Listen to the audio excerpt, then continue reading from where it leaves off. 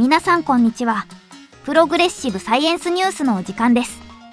中の人が喋らないタイプのフリー素材の VTuber。朝に玄関で見かけた虫がほぼ同じ位置で夜動かなくなっているのをよく見かける昨今。温暖化マジやばくねと一抹の不安がよぎる。ナンバーセブンこと7が電子の海からお送りいたします。このチャンネルでは日々進歩する科学の最新情報を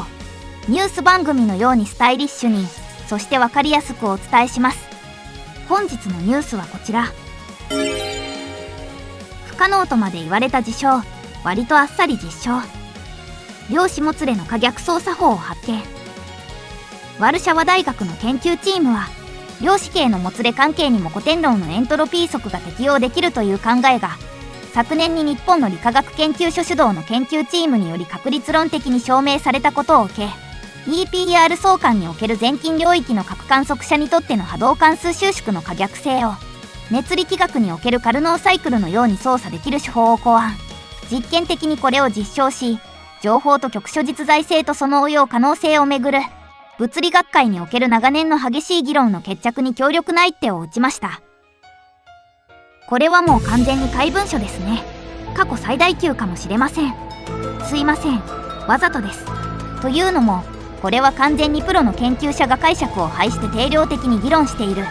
量子力学の最先端の領域であり、解釈を挟んで定性的に説明するには高度な文学的表現力を必要とするためです。結果、原論文の説明に比して受け手に必要な専門度を減らす代わりに、高度な文章読解力を必要とする構文になってしまいました。ちゃんと前提知識の部分から解説しますが、ぶっちゃけ離脱する人が多いと思われるので、もう開き直っちゃいます。ついてこれるやつだけついてこい。相互作用したことのある A という電子と B という電子があるとします。この2つの電子はスピンという状態を相反的に共有しており、片側が上向きスピンならば、もう片側は必ず下向きスピンとなります。つまり状態がもつれ合っているということになるので、この関係性のことを量子もつれ、または英語表記でそのままエンタングルメントと言います。これは必ずそうなるので、スピンという状態の情報だけを考えたとき、この2つは何キロだろうが何億光年だろうがどれだけ離れていても、片側を知ればもう片側の情報も同時に取得できるということになり、相対性理論を示す高速度と有因果速の上限速度を超えて情報を得られることになります。これを EPR 相関、もしくは単に量子相関と言います。また、どちらか片方の電子を見るとき、位置を知れば運動量が、運動量を知れば位置がわからなくなります。これは厳密にはわからないというのではなく、本質的にその状態は決まっていません。これを不確定性原理と言います。状態が決まっていないということは、位置や運動量といったパラメータは、観測者の観測により決まったということになるので、この宇宙の局所実在性という概念は、観測者が観測して初めて確定するということになります。これを遮影仮説、もしくは遮影光準と言います。また、決まっていないとは言っても計算をすると確率的に予測が可能であるため、局所実在性は絶対的ではないが確率的に存在するとも言えます。これをボルンの規則、または確率解釈と言います。2つの電子の関係に話を戻します。片側を観測するとスピンという状態も決まり、もう片側のスピン状態もわかる。ということは、観測する前は2つの電子はどちらも上下のスピンの状態を重ねて持っていたことになります。これを量子の重ね合わせ状態、または英語表記でそのままスーパーポジションと言います。そうすると、観測により重ね合わせの片方の情報が消えても片方が確定するということになりますが、物理学の保存則の観点では、情報が突然影も形もなく消えるという事象は許されません。そこで、観測してある情報が確定したこの世界と、別の情報が確定した世界が別にあると考えると、この点を矛盾なく説明することができます。これを多世界解釈と言います。ちょっと駆け足でしたが、量子力学というのはこういった基本原理の上に成り立っています。馴染みがないと不思議に思うかもしれませんが、これは膨大な議論と実証実験の上に証明され、とっくに技術応用もされている、紛れもない事実と言ってもいいほど緻密に組み上げられた理論体系です。そんなわけで、今回の研究報告の概要に入っていきましょう。なお、病像がユニークなためか、一般にやたら人気の多世界解釈、これについては今回は忘れましょう。飛行する上で余計な要素が入り込んで無駄に複雑になり邪魔になるだけです。先ほどの2つの電子の量子も連れを考えます。片側の電子をアリスという人、もう片側の電子をボブという人が持っており、双方未観測のまま1光年離れた場所に移動したとします。ある時アリスがその電子を観測して上向きスピンだったとします。そうすると1光年先のボブの電子は下向きスピンだとわかることにもなりますが、それを確認するには一番速い光の通信手段を使っても最高効率で2年かかります。でも量子相関は確実なので確認しなくてもそうであることはわかります。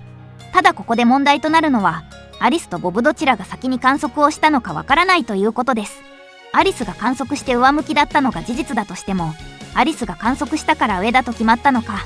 ボブが1光年先で下だと確認したからすでに上向きに確定していたのかということですね。アリスとボブが離れる前に取り決めをしてどちらが先に確認するかを決めていたとしても、量子の重ね合わせというのは非常に破壊されやすく、何らかの事態で観測したのと同じ状態になっていた可能性もあります。つまりどちらが決めたかという情報はどうやっても 50% にしかならず、因果的な観点では本質的にわからないものなのだということになります。見方を変えると、アリスとボブ間でのスピン状態の確定という事象は不可逆であり、その因果を変えることは不可能だということになります。しかしそうするとちょっとおかしなことになります。電子というのは実際には隔絶されて単一で存在するものではなく、必ず環境中で電子及び他の粒子と何らかの相互作用をしています。ある観測者間でそのスピンの確定が不可逆だということは、その環境の何かを観測者と見立てたとき、もともと他の全関係でも不可逆ということになります。そうするとわからないだけでスピン状態はもともと決定しているはずということになり、遮影光順の考え方と矛盾します。しかしベルフ等式の破れや二重スリット実験をはじめとするこれまでの数々の実験事実は、量子の決定論的解釈を否定して遮影光順を強力に肯定しており、すでに技術応用されている範囲でも特に否定するような現象は発生していません。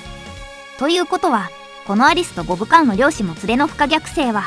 何らかの形で可逆性を与えられるとも考えられます。しかしそうすると、何かが何かを規定するという因果律という概念はこれまで以上に完全崩壊します。もう何を基準に事象というものの本質的な普遍性を考えたらいいのかわけがわからなくなりますね。そんなわけで、こういうことが起こりうるのかどうかについて物理学者は長年論争していました。そんな中、昨年のこと、理化学研究所の研究チームが驚愕の研究結果を発表しました。なんと古典物理での強力な理論的枠組みであるエントロピーの概念が量子も連れにも適用できるということを確率論的に証明したのです。なんか最近やたらエントロピーの解説をしている気がするので超ざっくりで説明しますが、要はこの世のもんはほっとくと無秩序になってく基本システムがありますよってことです。古典論の物理系で考えるなら、これはエアコンや人類社会、ブラックホールや時間の矢に至るまで宇宙のほとんどの事象を単一の関数として要約してしまう超強力な概念です。量子系として考えるなら、未観測だから非存在と同義、つまり究極に無秩序な状態から観測により何らかのパラメータが確定、さらにマクロ系となることで秩序が確立されていくと考えれば、なんとなくまあそうねと言えなくもないですが、肝心のミクロ領域で観測によって0か100みたいな部分をどうやって関数にすんのといったある種絶望的なポイントがあったのですが、確率論的な事象プロトコルを認めるというダイナミック条件でこれを証明してしまいました。量子トンネル効果など実際に現実の事象が確率論的である証拠は腐るほどあるので、これにはもはやせやなというほかありません。そして量子系にエントロピーが適用できるということは、エントロピーにより規定される理論体系熱力学第二法則も適用できるということになります。さらに熱力学第二法則が適用できるということは、その元となったカルノーサイクルも適用できるということになります。カルノーサイクルは熱力学が確立される以前、効率的な熱機関を考える上で導かれた異なる熱源間で動作する理想的最高効率の熱機関の思考実験です。これが今回の件にどう関わるかというと、この熱機関は可逆性を持つということです。観測者が観測して状態を確定させることを波動関数収縮と言いますが、このプロセスにエントロピーが適用できるということは、つまり異なる観測者間の波動関数収縮という事象は可逆性を持たせることができるということになります。要するに量子もつれは可逆的に扱う方法があるということですね。量子もつれの可逆性を考える研究はこれまでいくつもありましたが、